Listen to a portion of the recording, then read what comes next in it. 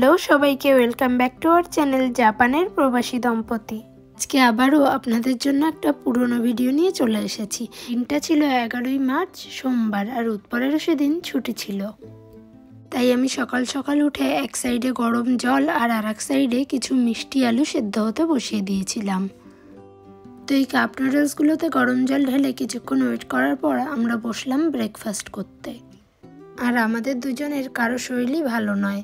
উৎপলের প্রায় এক সপ্তাহ আগে থেকে ঠান্ডা লেগেছিল, আর এখনও সেটা রয়েছে, কমেনি।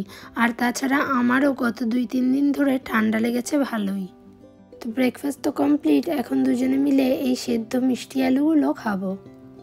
আর এরকম রিয়াকশানের কারণ কি জানেন? আমি ওকে জিজ্ঞাসা করছিলাম যে কেমন লাগছে খেতে, সেই কারণেই এই রিয়াকশান।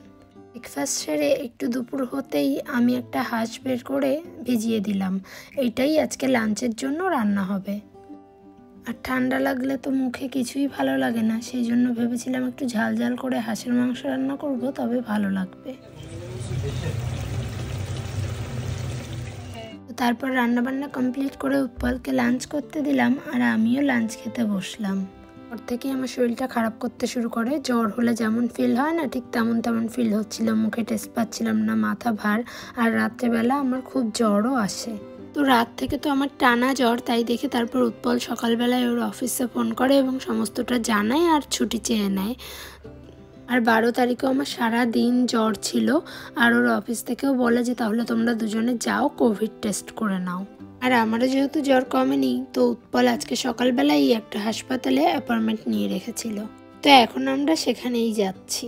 জাপানে না জ্বরের টেম্পারেচার সেন্টিগ্রেডে মাপা হয়। তো আমার কালকে রাত্রে প্রায় 39.8 জ্বর ছিল, আর আজকে সারাদিনও প্রায় ওরকমই চলেছে, 38.8, 39.4 এরকমই আর কি। আর এই গাছটা দেখুন কি সুন্দর লাগছে, পুরো ফুলে ভরে উঠেছে।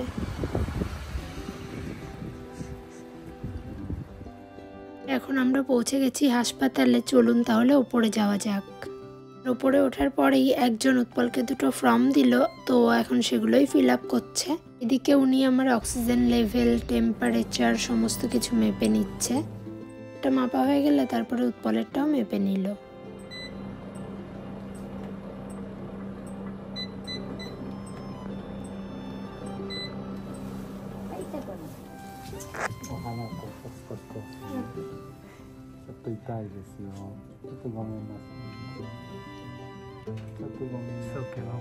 No problem. আগে ইয়ে করবো না, একদম ইয়ে করবো না, এইভাবে থাকো।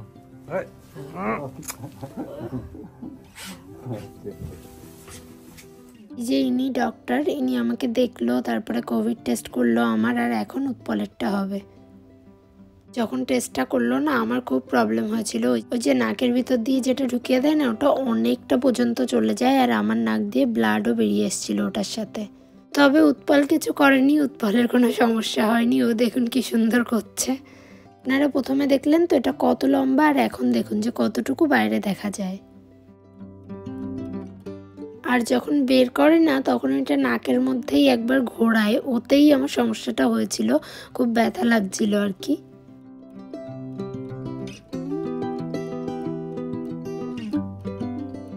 এই যে কিছুক্ষণ রেখে এবার বের করে নেবে। উৎপলেরটা দিয়ে কোনো ব্লাড বেরায়নি, তবে আমারটার সাথে একটু ব্লাড বেরিয়েছিল।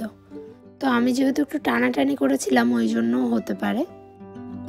এবার উনি টেস্টগুলো করে নেবে।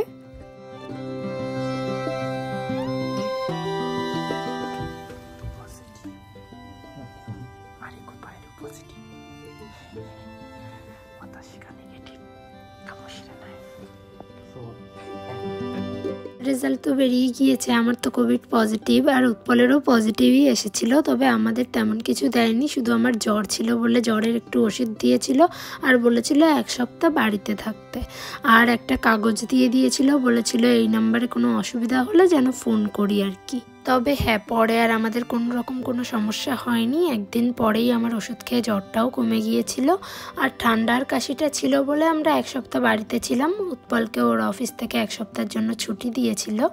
তাহলে চলুন ভিডিওটা এখানেই শেষ করি। ভিডিওটি ভালো লাগলে অবশ্যই লাইক, কমেন্ট, শেয়ার এবং চ্যানেলটা সাবস্ক্রাইব করে দেবেন।